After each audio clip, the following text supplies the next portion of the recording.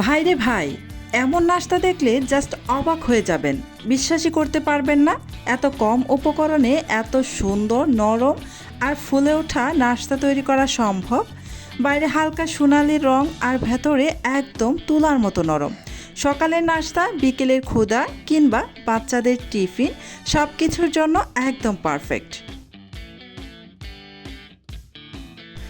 নাস্তাটা তৈরি করার জন্য প্রথমেই একটি বাটির মধ্যে চায়ের কাপে মেপে 2 কাপ পরিমাণ হালকা কুসুম গরম দুধ নিয়ে নিলাম। এবার এই দুধের মধ্যে 1 চা চামচ পরিমাণ ইস্ট দিয়ে হালকা হাতে নেড়েচেড়ে ভালো করে মিশিয়ে নিচ্ছি। এই ইস্ট মিশ্রিত দুধটাকে ঢেকে রেখে দিব প্রায় 10 মিনিটের মতো। এতে করে ইস্ট খুব ভালোভাবে অ্যাক্টিভ হয়ে যাবে। প্রায় 10 মিনিট পর আমি ঢাকাটা সরিয়ে নিয়েছি। এবার এখানে দিয়ে দিচ্ছি যে চায়ের কাপে মেপে আমি দুধ নিয়েছিলাম, সেই চায়ের কাপে মেপে এখানে প্রথমে 3 কাপ পরিমাণ ময়দা দিয়ে দিলাম। আরও 1 কাপ আমি পরবর্তীতে ব্যবহার করব। এবার এখানে একটি ডিম ভেঙে দিয়ে দিয়েছি 1 টেবিল চামচ পরিমাণ তেল আর স্বাদ অনুযায়ী লবণ। এবার এখানে দিয়ে দিব চিনি। আমি এখানে 4 টেবিল চামচ পরিমাণ চিনি ব্যবহার করছি। আপনারা কিন্তু চিনির পরিমাণটা আরও একটু বাড়িয়েও দিতে পারেন, যদি আরও একটু বেশি মিষ্টি পছন্দ করেন তাহলে দিতে পারেন। আমি এখানে 4 টেবিল চামচ পরিমাণ দিয়েছি, আমার কাছে এটাই একদম পারফেক্ট লেগেছে।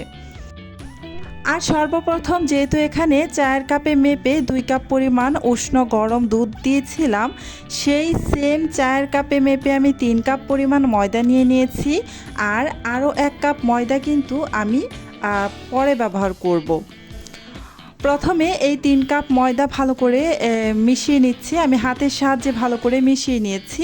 আপনারা চাইলে কিন্তু হ্যান্ড উইক্সের সাহায্যেও মিশিয়ে নিতে পারেন। এই যে 3 কাপ ময়দা ভালো করে মিশিয়ে নেওয়ার পর আমি আরও 1 কাপ পরিমাণ ময়দা এখানে দিয়ে দিয়েছি। মোট এখানে 4 কাপ পরিমাণ ময়দা ব্যবহার করেছি। যেহেতু আমি সেম কাপে মেপে 2 কাপ পরিমাণ দুধ নিয়েছিলাম, তাই 4 কাপ পরিমাণ ময়দা দিয়ে দিয়েছি। আপনারা চাইলে কিন্তু যে কোনো ছোট বাটি মাপ করেও উপকরণগুলো দিতে পারেন, মানে ময়দাটা ব্যবহার করতে পারেন, বা মেজারমেন্ট কাপে মেপেও দিতে পারেন। এবার হাতের সাহায্যে ভালো করে আবারও মিশিয়ে নিচ্ছি খুব ভালো করে। আমি আবারও বলছি, আপনারা চাইলে কিন্তু হ্যান্ড উইক্স দিয়েও ভালো করে মিশিয়ে নিতে পারেন। ভালো করে মেশানোর পর ব্যাটারটা রেডি করে ঢাকা দিয়ে রেখে দিচ্ছি প্রায় 1 ঘন্টার জন্য। ফিরে আসছি 1 ঘন্টা পর। এই তো প্রায় 1 ঘন্টা পর আমি ঢাকাটা সরিয়ে নিচ্ছি, আর দেখতেই পাচ্ছেন একদম ফুলে উপচে কিন্তু বেশ খানিকটা পড়েও গিয়েছে। আমি আসলে বুঝতে পারিনি, আমার আরও বড় সাইজের একটা পাত্রও ব্যবহার করা দরকার ছিল, কিন্তু এভাবে যে এতটুকু ফুলে একদম পড়ে যাবে সেটা আসলে আমি বুঝতে পারিনি। তাই এই যে দেখুন, এর ভেতরে থাকা যে বাতাসটা ছিল সেটা আমি কাঁটা চামচের সাহায্যে নাড়াচাড়া করে ভালো করে বাতাসটাকে বের করে নিচ্ছি। খুব ভালো করে এভাবে নাড়াচাড়া করে নেবেন, এর ভেতরে থাকা বাতাসটা একদম বের হয়ে যাবে। একদম চারপাশে একটু নোংরা হয়ে গিয়েছে, ব্যাটারটা ফুলে পড়ে গিয়েছে, যেহেতু বাটিটা একদম ছোট হয়ে গিয়েছিল। এই যে নাড়াচাড়া করে বাতাসটা ভালো করে বের করে নিয়েছি। এবার চলে আসলাম চুলায় একটা প্যান বসিয়ে দিয়েছি। প্যানের মধ্যে 1 চা চামচ পরিমাণ তেল দিয়ে দিয়েছি। প্রথমে আমি খুব বেশি তেল দিব না, শুধু 1 চা চামচ তেল দিয়ে ব্রাশ দিয়ে ভালো করে প্যানের গায়ে লাগিয়ে নিচ্ছি। তেল আমি পরবর্তীতে ব্যবহার করব। এই যে যখন প্যানটা ভালো করে গরম করে নেওয়া হয়ে গিয়েছিল, তখন এখানে আমি একটি গোল চামচের সাহায্যে 1 চামচ পরিমাণ ব্যাটার দিয়ে দিলাম।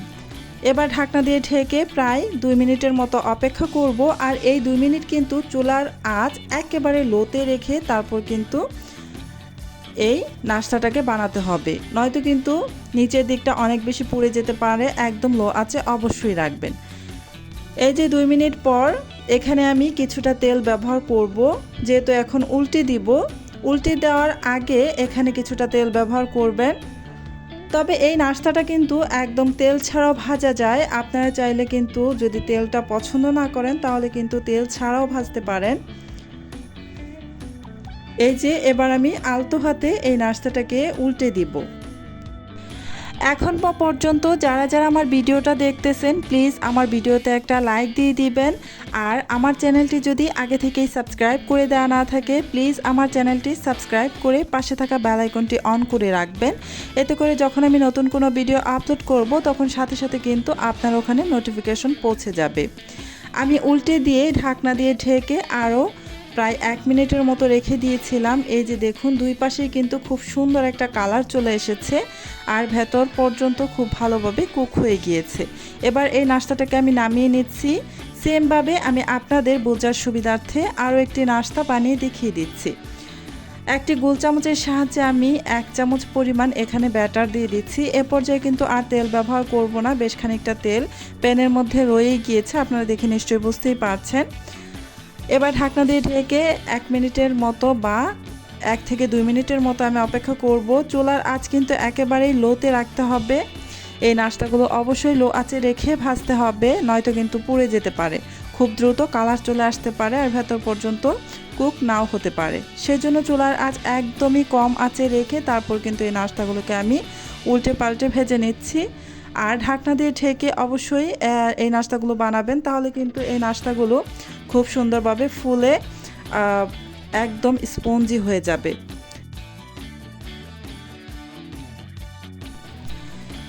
এই তো আবারও ঢাকাটা আমি সরিয়ে নিয়েছি। এই নাস্তাগুলো এক একটা নাস্তা হতে প্রায় আমার 2 থেকে আড়াই মিনিট অথবা 3 মিনিটের বেশি সময় লাগেনি। এই যে সেমভাবে আমি সবগুলো নাস্তায় বানিয়ে নিব। আপনারা চাইলে এই নাস্তাগুলো একেবারে তেল ছাড়া বা অল্প তেলে অথবা ডুবো তেলেও কিন্তু এই নাস্তাগুলো ভেজে নিতে পারেন। আপনারা যেভাবে পছন্দ করেন সেভাবেই কিন্তু ভেজে নিতে পারবেন। তবে ডুবো তেলে ভাজলে এই নাস্তাগুলো আরও অনেক বেশি ফুলকো হবে। তবে আমি ডুবো তেলে ভাজিনি, অল্প তেলেই ভেজে নিয়েছি, খুব বেশি তেল আমি দেইনি। এই যে দেখুন নাস্তাগুলো কিন্তু আমার ভাজা হয়ে গিয়েছে, দেখতেই পাচ্ছেন কতটা সুন্দর আর লোভনীয় হয়েছে। এমন নাস্তা একবার খেলে বারবার খেতে ইচ্ছে করবে। সকালের নাস্তা, বিকেলের নাস্তা কিংবা বাচ্চাদের টিফিন সব ক্ষেত্রেই এটি হতে পারে দারুণ একটি পছন্দ। সবচেয়ে ভালো বিষয় হলো খুব বেশি সময় বা ঝামেলা ছাড়াই এই মজার নাস্তাটি তৈরি করা যায়। আপনারা অবশ্যই বাসায় একবার ট্রাই করে দেখবেন এবং কেমন হয়েছে তা কমেন্টে জানাবেন। যদি রেসিপিটি আপনাদের ভালো লেগে থাকে তাহলে ভিডিওটিতে একটি লাইক দিন, আপনার প্রিয়জনদের সাথে শেয়ার করুন এবং নতুন নতুন সহজ ও মজাদার রেসিপি পেতে আমার চ্যানেলটি সাবস্ক্রাইব করে পাশে থাকা বেল আইকনটি অন করে রাখবেন। এতে করে যখন আমি নতুন নতুন রেসিপির ভিডিও আপলোড করব তখন সাথে সাথেই আপনার ওখানে নোটিফিকেশন পৌঁছে যাবে। সবাই অনেক বেশি ভালো থাকবেন, সুস্থ থাকবেন। আল্লাহ হাফেজ।